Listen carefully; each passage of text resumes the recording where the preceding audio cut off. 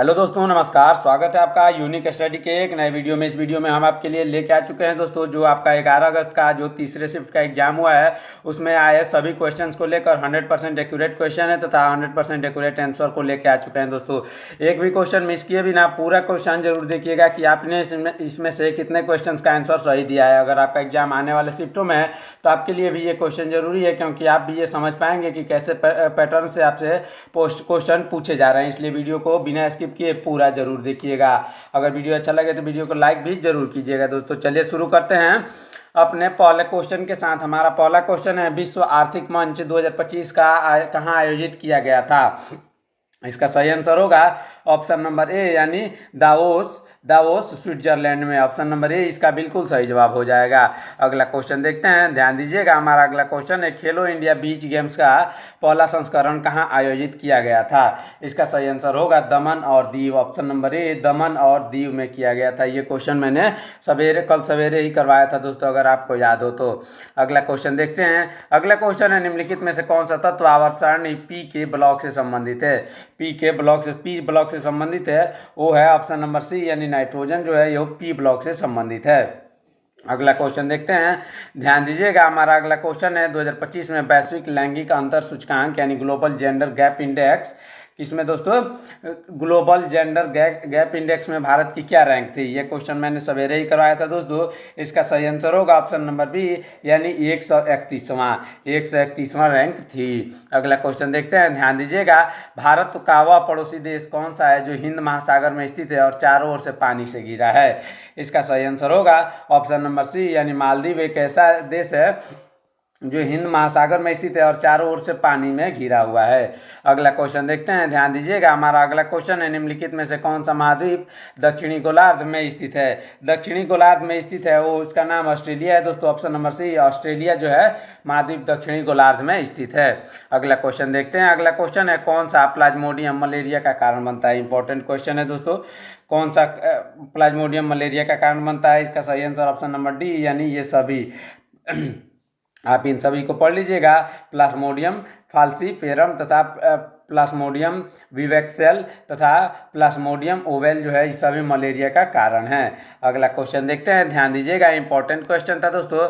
बर्फ में धागा पास करने पर वह धागा अंदर होकर जाने के बाद बर्फ से जम जाता है, या किस विधि से संभव होता है। यह संभव होता है दोस्तों नियमन के विधि से। ऑप्शन नंबर सी, नियमन इसका बिल्कुल सही आंसर हो जाएगा। अगर अभी तक आपने हमारे चैनल को सब्सक्राइब नहीं किया है दोस्तों, चैनल को सब्सक्राइब करिए ऐसे सटीक तथा एक्यूरेट आंसर पाने के लिए। तथा ये जो एनालिसिस है, ऐसे ही एनालिसिस हर शिफ्ट का आ रहा है एकदम टाइम पे, इसलिए चैनल को सब्सक्राइब करके जरूर रखिएगा दोस्तों। आपके हर शिफ्ट से पहले एक वीडियो जो आ रहा है वो इंपॉर्टेंट क्वेश्चंस का एक वीडियो आ रहा है, जिसमें से बहुत सारे क्वेश्चन आपके एग्जाम में भी आने वाले हैं, इसलिए चैनल को जरूर सब्सक्राइब करिएगा। साथ ही कमेंट में बताइएगा कि आपका एग्जाम कौन से स्टेट में कब है। अगला क्वेश्चन देखते हैं, कंप्यूटर में रैम का क्या अर्थ होता है। रैम का क्या कार्य होता है दोस्तों। इसका सही आंसर होगा डेटा और प्रोग्रामों को अस्थायी रूप से संग्रहित करना, ताकि सीपीयू उन्हें जल्दी एक्सेस कर सके। ऑप्शन नंबर बी इसका बिल्कुल सही जवाब हो जाएगा। अगला क्वेश्चन देखते हैं, ध्यान दीजिएगा। देवी आंदोलन किस राज्य से संबंधित है। देवी आंदोलन जो है वो संबंधित है गुजरात से। ऑप्शन नंबर बी, गुजरात इसका बिल्कुल सही जवाब हो जाएगा। अगला क्वेश्चन देखते हैं, मिजोरम राज्य की आधिकारिक भाषा क्या है। मिजोरम राज्य की आधिकारिक भाषा मीजो है। ऑप्शन नंबर डी, मीजो इसका बिल्कुल सही जवाब हो जाएगा। बढ़ते हैं अगले क्वेश्चन की तरफ। हमारा अगला क्वेश्चन इंपॉर्टेंट क्वेश्चन था दोस्तों, ध्यान दीजिएगा। भारतीय संविधान के किस अनुच्छेद में धन विधेयक का वर्णन किया गया है। ये क्वेश्चन सवेरे करवाया था दोस्तों, अगर आपको याद हो। ये भारतीय संविधान के किस अनुच्छेद में धन विधेयक का वर्णन किया गया। इसका आंसर आप कमेंट करिए। इसका आंसर कमेंट करिए दोस्तों। सवेरे ही आपको ये क्वेश्चन करवाया गया था। इसका सही आंसर क्या होगा। इसका सही आंसर होगा ऑप्शन नंबर बी, यानी अनुच्छेद 110। अगला क्वेश्चन देखते हैं। हमारा अगला क्वेश्चन है, मंत्रिपरिषद और मंत्रिमंडल में क्या अंतर होता है। मंत्रिपरिषद और मंत्रिमंडल में एक मुख्य अंतर यह है कि मंत्रिपरिषद का एक बड़ा निकाय है जिसमें सभी स्तरों के मंत्री शामिल होते हैं, जबकि मंत्रिमंडल एक छोटा इकाई है जिसमें केवल कैबिनेट मंत्री शामिल होते हैं। ये ऑप्शन नंबर ए इसका बिल्कुल सही जवाब हो जाएगा। हमको सिर्फ क्वेश्चन मिला है दोस्तों, ऑप्शन इसमें नहीं बच्चों ने भेजा है।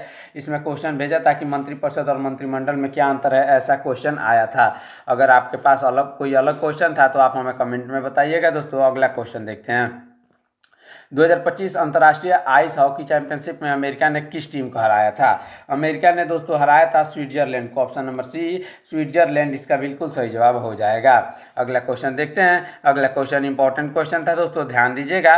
भारतीय वायुसेना के वायु कर्मचारियों के वर्तमान उप प्रमुख कौन है? भारतीय वायुसेना के वायु कर्मचारियों के वर्तमान उप प्रमुख हैं, उनका नाम है एयर मार्शल नर्मदेश्वर तिवारी इसका बिल्कुल सही जवाब हो जाएगा। अगला क्वेश्चन देखते हैं। अपाला और दोष किस वेद में आते हैं? ये क्वेश्चन भी हमने आपको बताया था दोस्तों। अपाला और दोष जो आते हैं ऋग्वेद में आते हैं। ऑप्शन नंबर सी ऋग्वेद इसका बिल्कुल सही जवाब हो जाएगा। बढ़ते हैं अगले क्वेश्चन की तरफ। हमारा अगला क्वेश्चन है 44वें संविधान संशोधन के द्वारा कौन सी नीति निर्देशक तत्व DPSP जोड़ा गया था? इसका सही आंसर होगा सामाजिक, आर्थिक और राजनीतिक न्याय से युक्त एक सामाजिक व्यवस्था की सुरक्षा करना नामक नीति निर्देशक शब्द तत्व जोड़ा गया था। अगला क्वेश्चन देखते हैं दोस्तों। उससे पहले अगर आपने अभी तक हमारे चैनल को सब्सक्राइब नहीं किया है, चैनल को सब्सक्राइब करिए दोस्तों। ऐसे इंपॉर्टेंट क्वेश्चन आपके एग्जाम से ठीक पहले पाने के लिए तथा एग्जाम के ठीक बाद एनालिसिस 100% एक्यूरेट आंसर तथा क्वेश्चन के साथ पाने के लिए। अगला क्वेश्चन देखते हैं। दिल्ली के वर्तमान में शिक्षा मंत्री कौन है? दिल्ली के वर्तमान में शिक्षा मंत्री जो है आशीष सूद है। ऑप्शन नंबर सी आशीष सूद इसका बिल्कुल सही जवाब हो जाएगा। अगला क्वेश्चन देखते हैं। हमारा अगला क्वेश्चन है अरविंद घोष के खिलाफ गवाही देने वाला वह व्यक्ति कौन था जिसे बाद में जेल में बंद कर दिया गया था? उसका नाम था Narendra Nath Goswami. Option number A Narendra Nath Goswami इसका बिल्कुल सही जवाब हो जाएगा। अगला क्वेश्चन देखते हैं। हमारा अगला क्वेश्चन है साइक्लोन एक्सरसाइज 2025 भारत और किस देश के बीच आयोजित किया गया था? इसका सही आंसर ऑप्शन नंबर बी हो जाएगा दोस्तों। ऑप्शन नंबर बी यानी मिस्र और भारत के बीच साइक्लोन एक्सरसाइज 2025 आयोजित किया गया था। ये हमारा 20 नंबर क्वेश्चन है दोस्तों। अगर आपका क्वेश्चन कुछ अलग था तो आप हमें कमेंट में बताइए। ये सारे क्वेश्चन बच्चों द्वारा ही भेजे गए हैं दोस्तों। तो अगर आपको कोई भी डाउट है तो आप हमें कमेंट में जरूर पूछिएगा दोस्तों। अगला क्वेश्चन देखते हैं। प्यारे साथियों, हमारा अगला क्वेश्चन है साल 2025 में कितने खिलाड़ियों को मेजर ध्यानचंद खेल रत्न पुरस्कार से सम्मानित किया गया था? इसका सही आंसर होगा ऑप्शन नंबर सी यानी 4। ऑप्शन नंबर सी यानी 4 खिलाड़ियों को मेजर ध्यानचंद खेल रत्न पुरस्कार से सम्मानित किया गया था। कब? साल 2025 में। अगला क्वेश्चन देखते हैं। अगला क्वेश्चन है पंचायती राज व्यवस्था में जिला स्तर पर सबसे ऊपर का पद कौन सा होता है? सबसे ऊपर का पद जो होता है उसे जिला परिषद के अध्यक्ष कहते हैं। ऑप्शन नंबर सी जिला परिषद के अध्यक्ष इसका बिल्कुल सही जवाब हो जाएगा। अगला क्वेश्चन देखते हैं। इंपॉर्टेंट क्वेश्चन है दोस्तों, ध्यान दीजिएगा। भूमध्य रेखा के आसपास के क्षेत्र को क्या कहा जाता है? भूमध्य रेखा के आसपास जो क्षेत्र होते हैं उसे उष्णकटिबंधीय क्षेत्र कहा जाता है, tropical region. Option number C उष्णकटिबंधीय क्षेत्र इसका बिल्कुल सही जवाब हो जाएगा। अगला क्वेश्चन देखते हैं। अगला क्वेश्चन इंपॉर्टेंट क्वेश्चन है दोस्तों, ध्यान दीजिएगा। जम्मू कश्मीर में हाल ही में बने सबसे ऊंचे पुल का निर्माण किस नदी पर किया गया है? सबसे ऊंचे पुल का निर्माण जो है चिनाब नदी पर किया गया है दोस्तों। ऑप्शन नंबर सी चिनाब नदी इसका बिल्कुल सही जवाब हो जाएगा, जो कि मार्च 2022 में इसका निर्माण किया गया था। मार्च 2022 इसका बिल्कुल सही जवाब हो जाएगा। अगला क्वेश्चन देखते हैं। अगला क्वेश्चन इंपॉर्टेंट क्वेश्चन होने वाला है दोस्तों। इमिग्रेशन एंड फॉरेनर्स एक्ट 2025 किस एक्ट को रद्द करता है? ये जो है इन सभी को रद्द करता है। ऊपर वाले passport act 1920, registration of foreigners act 1939 तथा फॉरेनर एक्ट 1946 को रद्द करता है तथा नया एक बनता है act immigration and foreigners act 2025। अगला क्वेश्चन देखते हैं। अगला क्वेश्चन इंपॉर्टेंट है दोस्तों, लेकिन अभी तक आपने हमारे चैनल को सब्सक्राइब नहीं किया है, चैनल को सब्सक्राइब करिए दोस्तों। ऐसे इंपॉर्टेंट क्वेश्चन के लिए हमारा अगला क्वेश्चन है निम्नलिखित में से कौन सी एक दैनिक उपयोग की कंप्यूटर सेवा है? दैनिक उपयोग की कंप्यूटर सेवा गूगल क्रोम है। Option number C Google Chrome इसका बिल्कुल सही जवाब हो जाएगा। अगला क्वेश्चन देखते हैं, ध्यान दीजिएगा। भारत में परिवहन का सबसे प्रमुख साधन कौन सा है? भारत में परिवहन का सबसे प्रमुख साधन सड़क परिवहन है दोस्तों। ऑप्शन नंबर बी सड़क परिवहन इसका बिल्कुल सही जवाब हो जाएगा। अगला क्वेश्चन देखते हैं, ध्यान दीजिएगा। हमारा अगला क्वेश्चन है अर्थव्यवस्था में निजीकरण का क्या मतलब है? अर्थव्यवस्था में निजीकरण का मतलब है सरकारी स्वामित्व वाले उद्योगों को निजी क्षेत्र को हस्तांतरित करना। क्या है दोस्तों? अर्थव्यवस्था में निजीकरण का अर्थ है सरकारी स्वामित्व वाले उद्योगों को निजी क्षेत्र को हस्तांतरित करना, यानी निजी क्षेत्र को दे देना। और अगला क्वेश्चन देखते हैं, ध्यान दीजिएगा। अगला क्वेश्चन है निम्नलिखित में से कौन सा एक ऑपरेटिंग सॉफ्टवेयर है? ऑपरेटिंग सॉफ्टवेयर विंडोज है, option number C operating software जो है विंडोज है। बाकी ये सब जितने भी है ये सब एप्लीकेशंस हैं जिसे हम रन करते हैं विंडोज पर, एडोब फोटोशॉप, MS वर्ड तथा गूगल क्रोम। अगला क्वेश्चन देखते हैं। अगला क्वेश्चन है सिंधु घाटी सभ्यता की मुख्य विशेषता क्या थी। सिंधु घाटी सभ्यता की मुख्य विशेषता थी ऑप्शन नंबर सी जल निकास प्रणाली, ऑप्शन नंबर सी यानी जल निकास प्रणाली उसकी मुख्य विशेषता थी। अगला क्वेश्चन देखते हैं। अगला क्वेश्चन जो कि इंपॉर्टेंट क्वेश्चन है दोस्तों, ध्यान दीजिएगा, खेलों के संदर्भ में सतत विकास की क्या भूमिका होगी। खेलों के संदर्भ में जो सतत विकास की भूमिका होगी वो होगी पर्यावरण, समाज और अर्थव्यवस्था के बीच संतुलन बनाए रखते हुए खेल गतिविधियों का संचालन करना।